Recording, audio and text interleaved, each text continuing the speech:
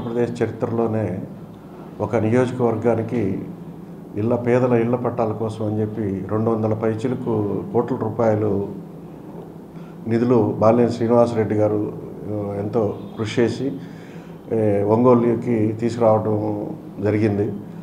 ఇది రాష్ట్ర చరిత్రలోనే ప్రకాశం జిల్లా చరిత్రలో కూడా ఏ నియోజకవర్గం ఇప్పటికి జిల్లా ఏర్పడిన ఉమ్మడి జిల్లాలో కూడా ఎప్పుడు కూడా ఇంత ఫండ్ తీసుకొచ్చిన దాఖలాలు అయితే పేదల కోసం ఇంటి కోసం తెచ్చిన ఇది అయితే ఇంతవరకు ఎప్పుడు జరగలేదు.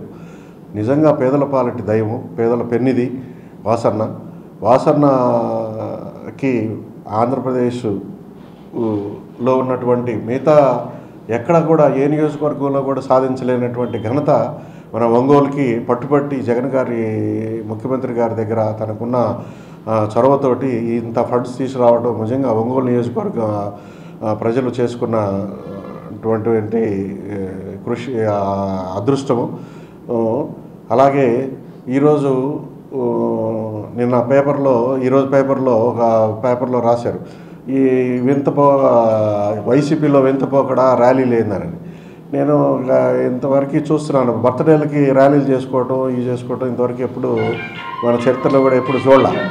కానీ దాదాపు ఒంగోలు నియోజకవర్గానికి వాసన్న తెచ్చినటువంటి ఫండ్ ఇంతకుముందు గతంలో కూడా ఎప్పుడు ఒకసారి పొరపాటున ఏదో ఒకసారి ఎమ్మెల్యే గెలిచి రోడ్లు వేసి నేను అంతా డెవలప్ చేసిన ఇవి చేసిన అంటున్నాడు. ఒకటే ఛాలెంజ్ చేస్తున్నా, ఈరోజు ఒంగోలు నియోజకవర్గంలో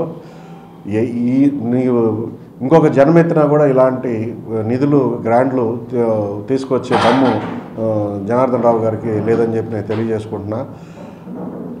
పేదల పాలిటి పెన్నిది బాలినేని శ్రీనివాసరెడ్డి గారు ఈ రాబోయే 2024 ఎలక్షన్లో అఖండ మెజార్టీతోటి మనం గెలిపించుకోవాల్సిన బాధ్యత ఉంది. ఇంకా కూడా మన ఒంగోలు నియోజకవర్గాన్ని రాష్ట్ర చరిత్రలో ఒక ఆదర్శ నియోజకవర్గంగా తీర్చిదిద్దే బాధ్యతలు కూడా సార్ తీసుకుంటారని మేము భావిస్తున్నాం.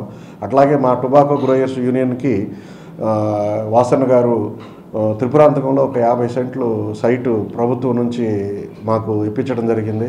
అలాగే చేమకుర్తి మండలం కేవీపాలెంలో కూడా ఒక 50 సెంట్లు సైటు మా ఫెర్టిలైజర్ గూడానికి అవుట్లెట్ పాయింట్కి మన వేమ శ్రీని గారి కృషితోటి, అట్లాగే వాసన్న దీంతో చేతితోటి మేము అట్లాగే బూచేపల్లి శివ గారు కృషితోటి మినిస్టర్ నాగార్జున గారు కృషితోటి మాకు స్థలం కేటాయించడం జరిగింది. రాబోయే రోజుల్లో మా యూనియన్ని అత్యధిక లాభాల్లో తీసుకొస్తూ ప్రజలకి రైతులకి మరి ఇంకా చేరువుగా ఉండాలని చెప్పి మేము భావిస్తున్నాము.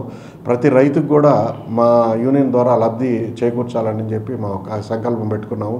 ఈరోజు యాక్షన్ ప్లాట్ఫారాలు అన్నిటికి కూడా ఎంఆర్పి రేట్ల కన్నా కూడా తక్కువ రేట్లు గవర్నమెంట్ ఇచ్చినటువంటి సబ్సిడీని ఉపయోగించుకొని అందరికీ ఎరువులు సప్లై చేయడం జరిగింది. ఇవాళ ఒంగోలు టౌన్లో దరిదాపు 100 కోట్ల పైచీలకు అభివృద్ధి పనులు చేసినటువంటి ఘనత ఒక బాలినేని శ్రీనివాసరెడ్డి గారికి చెందుతుంది. ఎందుకంటే ప్రతి డివిజన్లో కూడా మీరు కావాలంటే నేను ఓపెన్గా వాళ్ళకి ఛాలెంజ్ చేస్తున్నాం. వాళ్ళు ఏ రోజైనా సరే ఏ డివిజన్కి వచ్చినా కూడా ఆ డివిజన్లో జరిగినటువంటి అభివృద్ధి పనులని మేము చూపించగలం.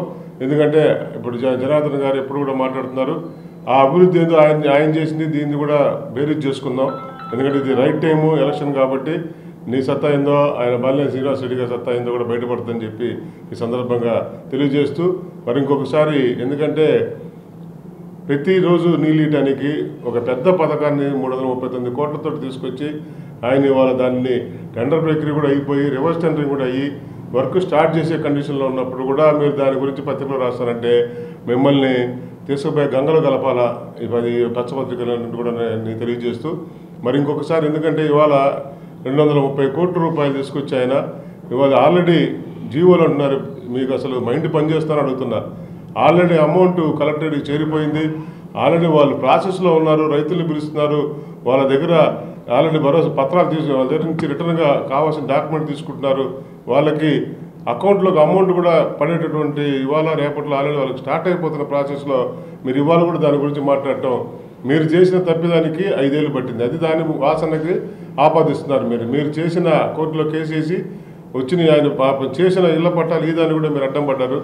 మరొకసారి ఈ 25,000 ఇళ్ల పట్టాలు ఇప్పిస్తున్న కార్యక్రమంలో ఆయన రేపు ఒంగోలు విచ్చేసినందుకు పార్టీ శ్రేణులందరం కూడా మేమందరం కూడా ఆయన్ని ఘనంగా రిసీవ్ చేసుకుంటున్నాం. రేపు ఈవినింగ్ భారీ ర్యాలీతోటి ఆయనతోటి ర్యాలీతో పాటు ఆయన్ని మన చర్చ్ సెంటర్లో ఉన్న వైఎస్ఆర్ స్టాట్యూ దగ్గరికి తీసుకొచ్చి అక్కడ మనం జగన్ గారికి పాలాభిషేకం చేసుకొని అక్కడే బాలినేని శ్రీనివాస్ రెడ్డి గారు కూడా వారి స్పందన తెలియజేస్తారు.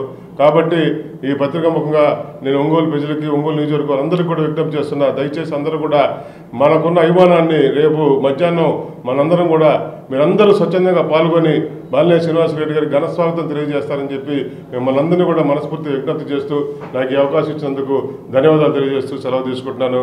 జై జగన్, జై వాసన్న.